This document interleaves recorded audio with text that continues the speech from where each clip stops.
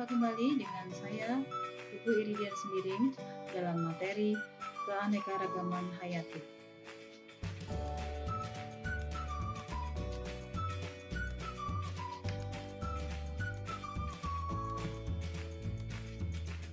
Ini adalah KD 32.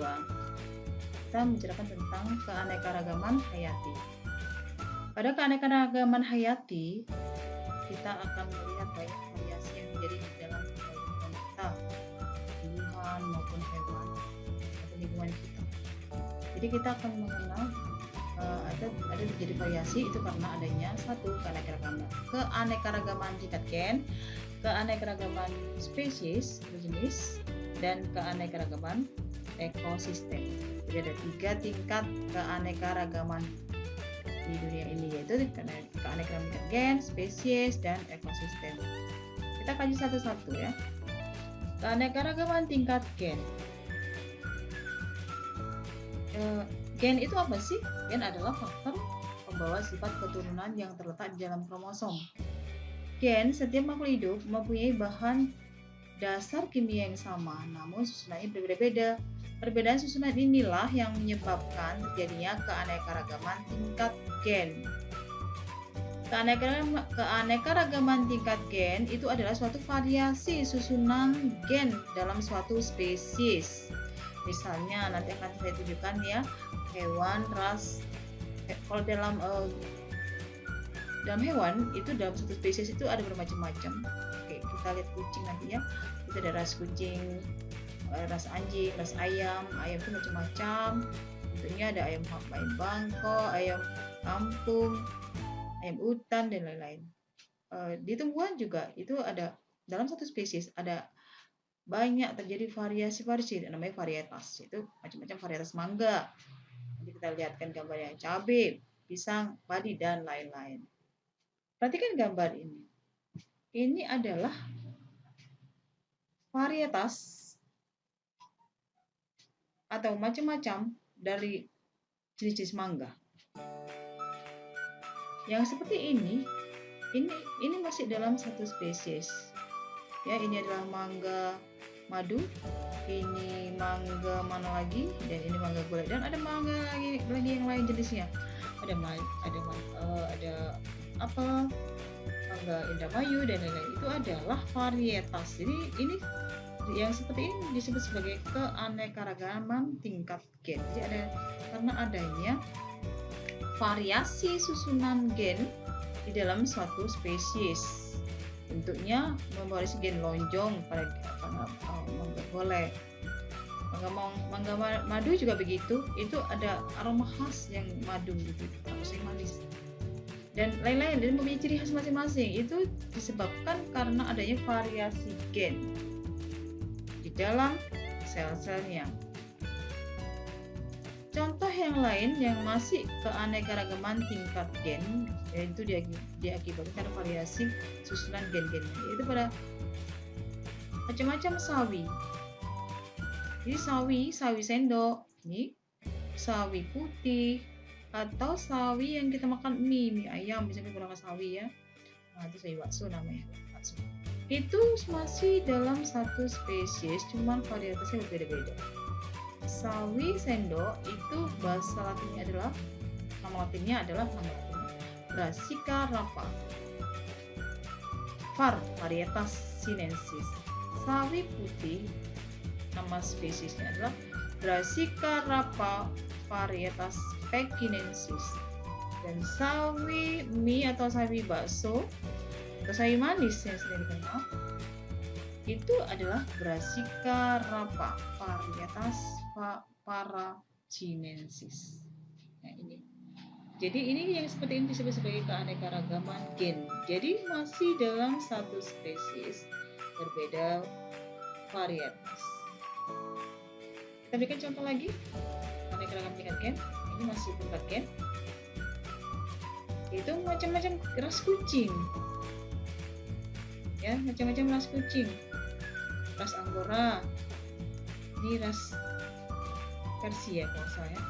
Ini kucing, macam-macam jenis kucing, macam-macam ras kucing. Ini masih dalam satu spesies, cuman rasnya yang berbeda-beda. Dengan penampilan yang warna, bentuk hidung, semuanya berbeda. Kalau susunan gennya itu berbeda-beda, tapi masih dalam satu spesies.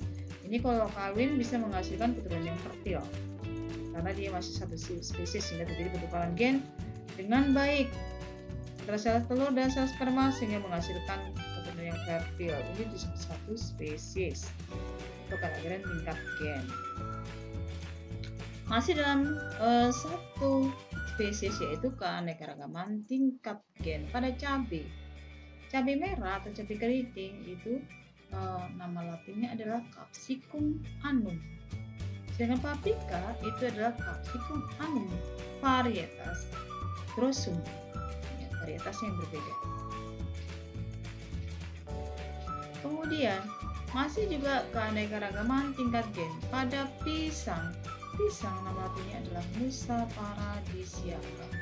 Ini juga termasuk dalam satu spesies yaitu keanekaragaman tingkat gen. Ini ada varietas kepok, ambon, tanduk, barangan, dan lain-lain. Berikutnya yaitu keanekaragaman tingkat jenis atau spesies. Keanekaragaman tingkat jenis atau spesies berarti ini lain-lain jenis, berarti berbeda spesies. Bisa juga berbeda genus atau juga bisa satu genus tetapi berbeda spesies. Ya, dalam bahasa Latin itu penulisan menggunakan sistem tata nama binomial, menggunakan dua nama. Nama yang pertama tulisan huruf besar ini adalah genusnya, sedangkan nama kedua itu adalah spesies. Jadi keduanya ini adalah nama tumbuhan. Terong nama latinnya adalah Solanum melongena. Dia S-nya kecil besar, sebenarnya kecil.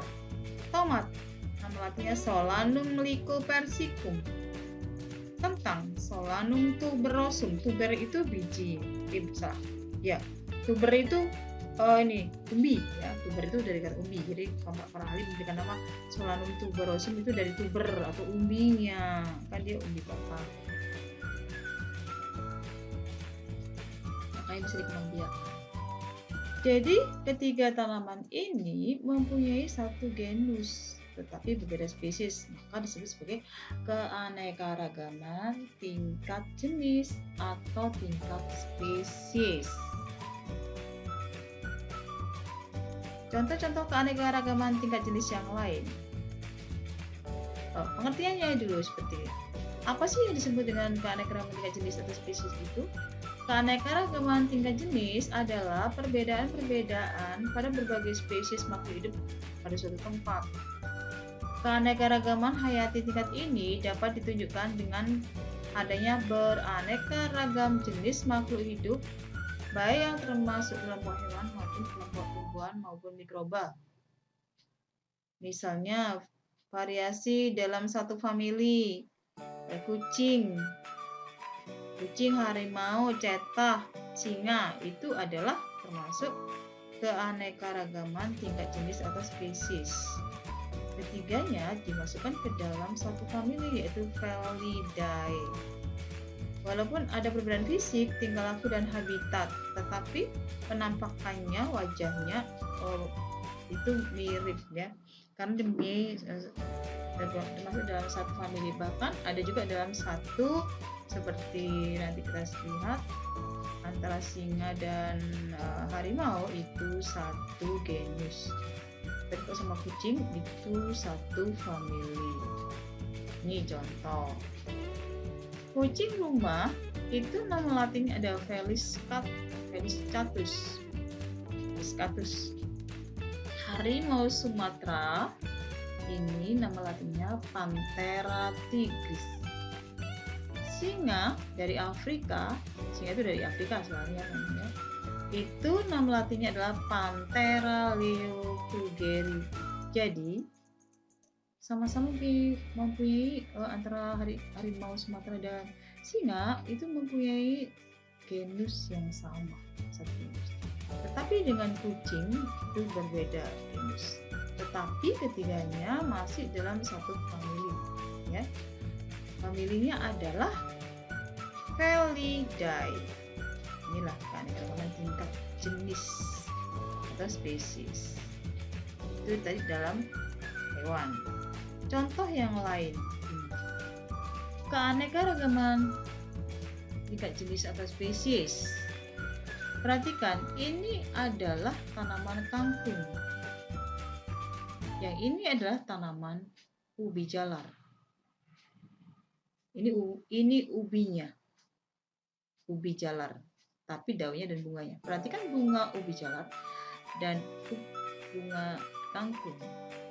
Kangkung nama latinnya adalah Ipomoea aquatica. Kemudian sedangkan ubi jalar Ipomoea batatas. Perhatikan tuh, daun dan bunga mirip. Masih ada lagi yang lain yang termasuk di dalam mempunyai genus yang sama, berarti ada termasuk dalam keanekaragaman tingkat jenis, yaitu nih, bunga sanggal langit. Bunga sanggal langit, perhatikan ini juga mempunyai bunga yang mirip, yaitu Sympathala ya, lengket punya korolanya itu atau potong. Ini adalah tumbuhan tapak kambing, Ipomoea pescapre. Ini kalau orang Tanjung Pinang yang sering pergi ke Trikora, di tepi-tepi laut ini ada banyak tanaman tumbuhan tapak kambing. Kalau diperhatikan itu bunganya mirip bunga kangkung, mirip bunga ubi jalar, ya. Tapi daunnya seperti tapak kambing, maka disebutkan tumbuhan tapak kambing. Ini masih dalam satu genus, yaitu Ipomoea. Meskipun beda spesies, sama juga dengan tadi kangkung dan ubi jalar. Sama-sama genusnya adalah genus Ipomoea, tetapi berbeda spesies, maka disebut sebagai keanekaragaman tingkat jenis atau spesies. Contoh yang lain lagi, ini beberapa contoh dalam soal ada ya, dalam soal latihan itu nanti kamu jangan bingung. Kalau kamu melihat contohnya ini adalah burung bondol. Burung bondol yang sering disebut sebagai burung pipit, yang suka makan padi, ya. Yang suka di pohon jambu, yang berkicau-kicau itu, burungnya kecil. Ini adalah burung bondol. Burung bondol itu ada namanya bondol haji ya ini, topinya. Kemudian burung bondol Peking ini bintik-bintik. Ini burung pipit ya, kalau ini burung bondol Jawa, burung pipit atau burung emprit. Ketiganya mempunyai genus yang sama, yaitu Loncura. Bondol haji Loncura majak, bondol Peking Loncura punctulata, bondol Jawa Loncura leucastroides. Ketiganya ini mempunyai genus yang sama tetapi spesies yang berbeda, sehingga disebut keanekaragaman tingkat spesies.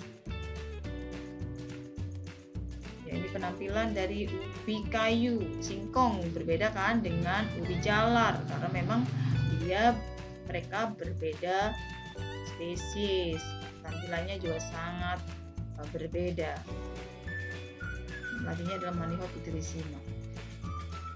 Masih kita bicarakan tentang keanekaragaman tingkat spesies, contoh yang lain supaya kamu paham ya, kalau kita berada di sekitar kita untuk memahaminya. Kenapa sih kok ada bermacam-macam jenis dari jeruk, ya, jenisnya berbeda-beda, macam-macam jenis jeruk. Ini salah saya ketik ya, citrus jeruk itu mempunyai genus yang sama. Salah saya ketik juga ini genus yang sama.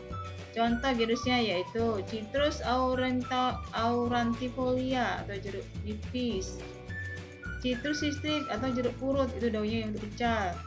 Citrus lemon itu adalah jeruk lemon. Citrus maxima itu jeruk bali yang besar. Citrus reticulata itu jeruk keprok, ya, kayak jeruk Medan, jeruk Kalimantan, itu termasuk Citrus reticulata.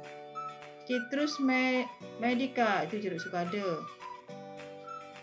Jeruk purut samanya. Ya, ini adalah keanekaragaman dari citrus atau jeruk, termasuk keanekaragaman tingkat spesies. Di Indonesia sama, tetapi spesies berbeda. Ini diperbaiki nanti. Kemudian yang ketiga yaitu keanekaragaman tingkat ekosistem. Keanekaragaman tingkat ekosistem dapat ditunjukkan dengan adanya variasi di dalam ekosistem atau di biosfer. Misalnya ekosistem gurun, di dalamnya ada unta, kaktus, ekosistem hutan tropis, ada harimau, contohnya misalnya di Indonesia harimau Sumatera. Kemudian dalam ekosistem seluruh makhluk hidupnya yang terdapat di dalamnya selalu melakukan hubungan timbal balik baik antar makhluk hidup maupun makhluk tak hidup dengan lingkungannya atau komponen abiotiknya. Hubungan timbal balik ini menimbulkan keserasian hidup di dalam suatu ekosistem tersebut. Inilah yang menyebabkan setiap ekosistem itu mempunyai ciri-ciri khas khusus pada tumbuhannya maupun pada hewannya.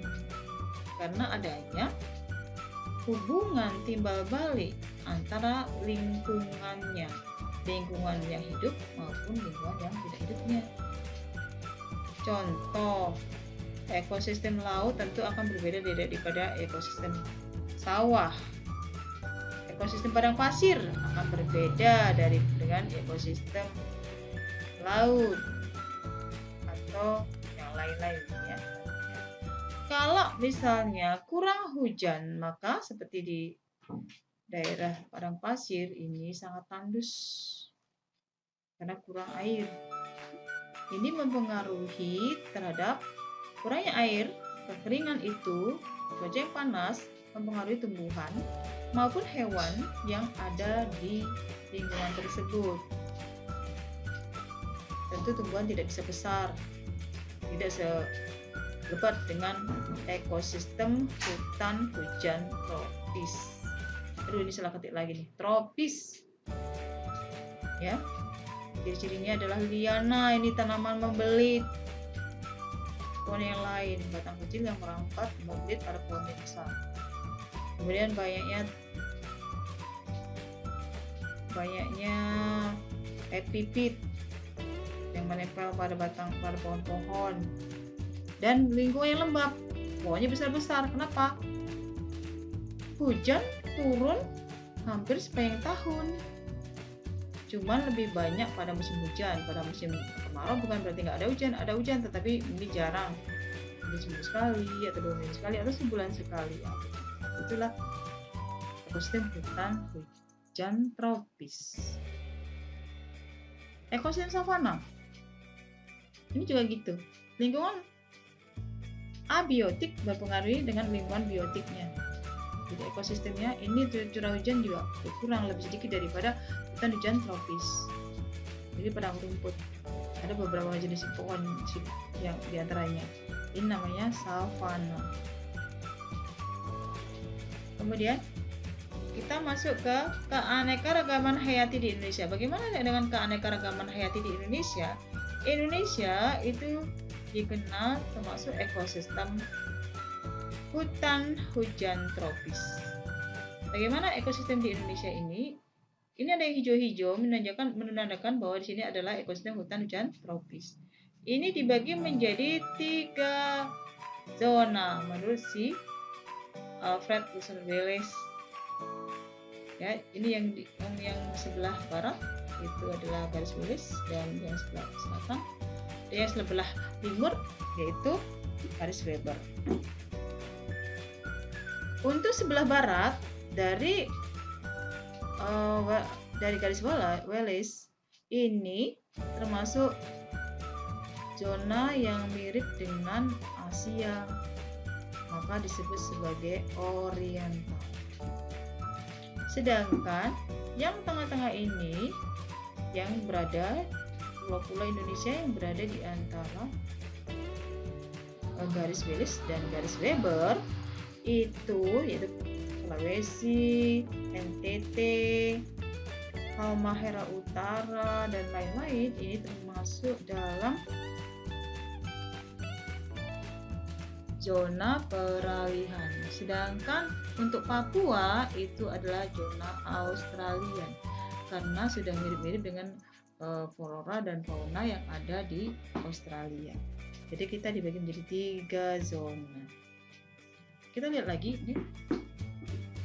Ya, ini adalah bagian zona yang ada di Indonesia. Flora dan fauna dari Indonesia.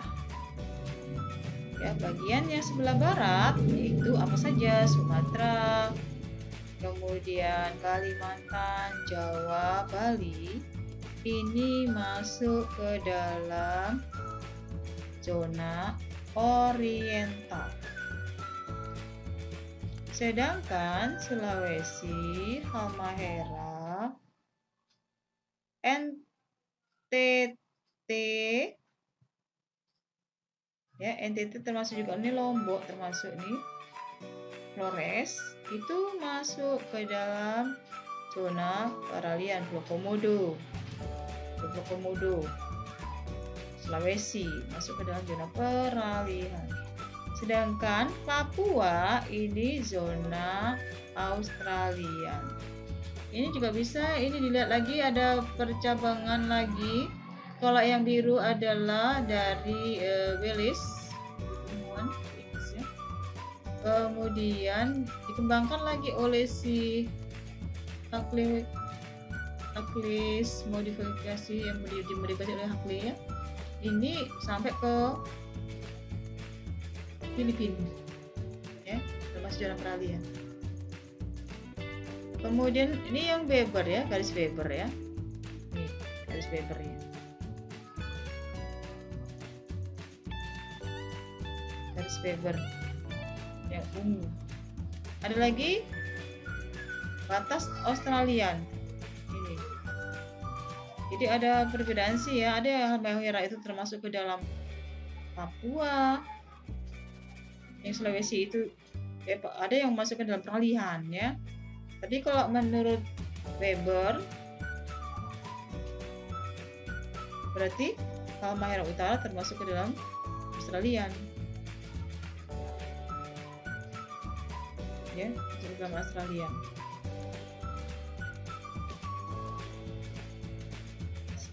Kemudian fauna di Indonesia. Fauna di Indonesia memiliki keanekaragaman yang tinggi karena wilayahnya yang luas dan berbentuk kepulauan tropis.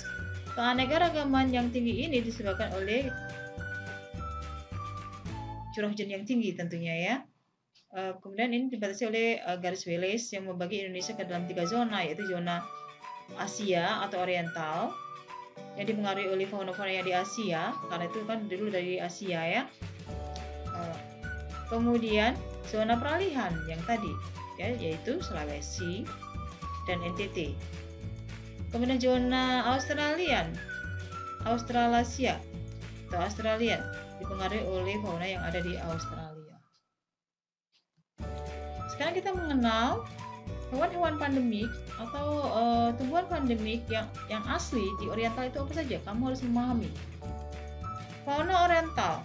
Kondisi lingkungan fisik Oriental cukup bervariasi, sebagian besar beriklim tropis, sehingga banyak terdapat hutan tropis yang kaya akan flora dan fauna. Beberapa fauna khas yang hidup di Oriental adalah harimau Sumatera, gajah, ibon, orangutan, bekantan dari Kalimantan, monyet, badak berjula 1 dari Jawa Barat, menjangan, antelop, dan tapir. Ini adalah fauna atau hewan pandemik yang berasal dari Oriental, yaitu ini gibbon ya, gibbon, kemudian orangutan, kemudian bekantan, harimau Sumatera, dan badak berjula 1. Ini bekantan. Kemudian hewan endemik yang ada di Sumatera yaitu gajah Sumatera.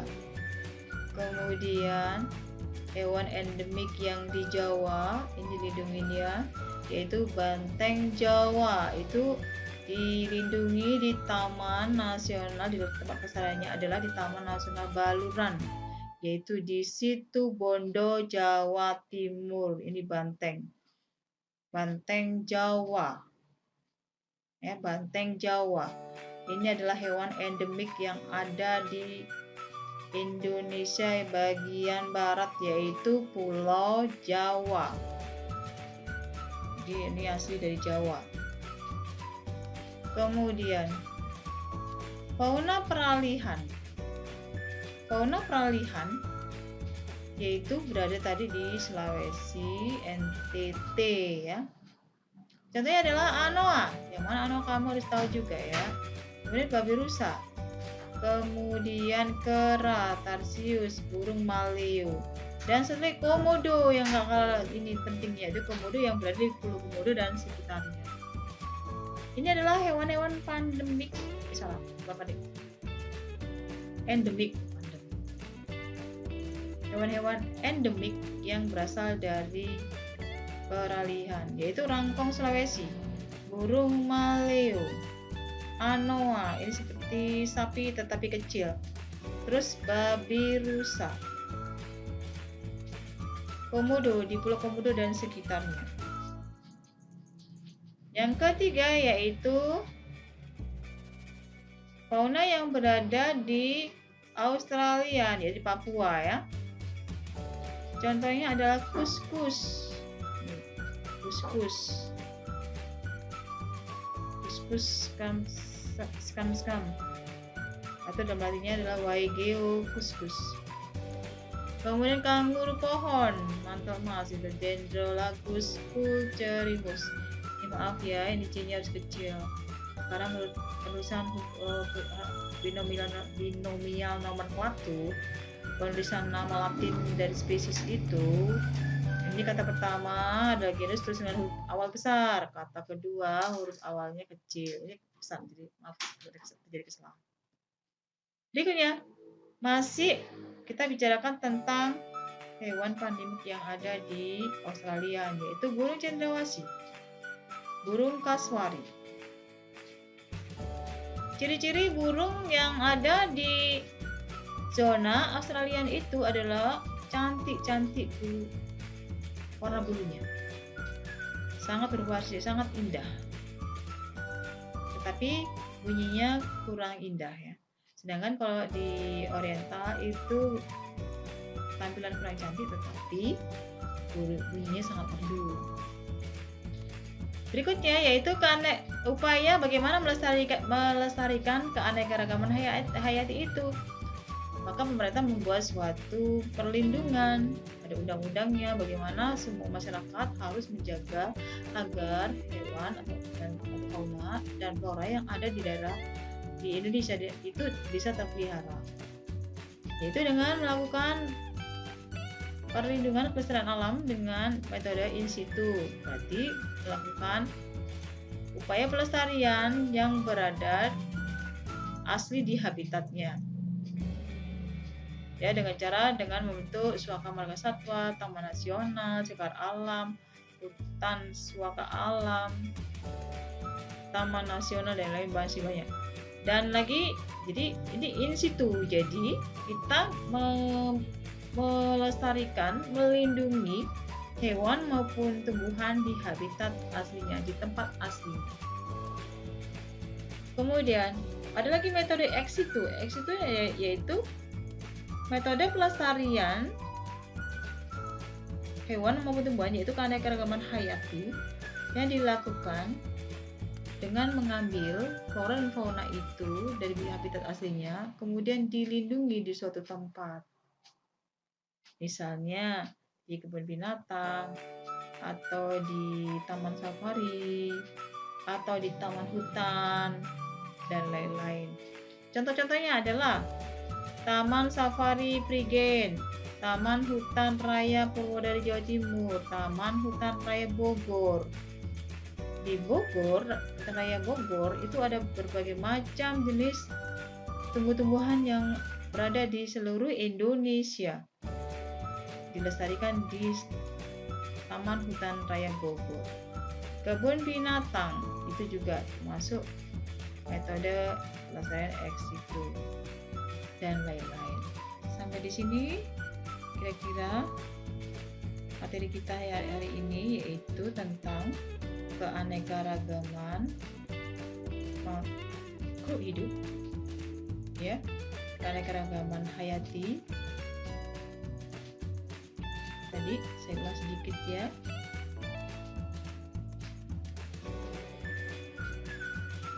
Itu terjadi karena adanya variasi-variasi. Itu karena adanya keanekaragaman tingkat gen, ada spesies, dan ada ekosistem.